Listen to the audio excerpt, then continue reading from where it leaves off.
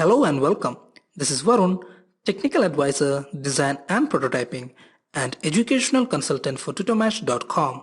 In this session, we will be discussing about Boolean operations. Intersect is one among the Boolean operations which we use in AutoCAD. It is mostly used to find the intersection between a 3D solid, surface, or a 2D region. We can also say that it will create a 3D solid, surface, or region from the overlapping solid surface or regions. That means in simple words, we can say that it will give you the intersection part between two solids, two surfaces, or even two regions.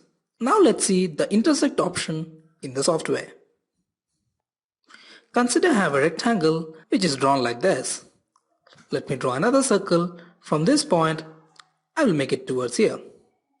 Now you must remember that before doing the intersect command, you must have at least a surface or a region or a solid. So in order to create as a region, it's very easy. We can type REG and press enter. I will select the entire object like this and press enter to create the two objects as region like this.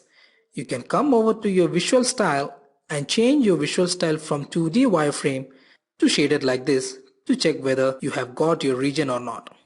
Now as we have created the region, we can come over to the visual style like this, change it back to 2D wireframe. Correct. Now let's do the intersect command. The shortcut for intersect is IN and press enter. This will activate the intersect command. Now as you can see that it is asking you to select the object. I will select the entire object which I have drawn here like this and press enter. So now you can see that the intersect option will give you the intersection part between the two objects which you had. You can come over to the shaded mode like this and check how it looks. You can again come to your isometric view to view the object in the isometric way. So that's the end of this session, and we hope you understood well. Keep posting your queries and feedback, and for more videos log on to www.tutormatch.com. Thank you.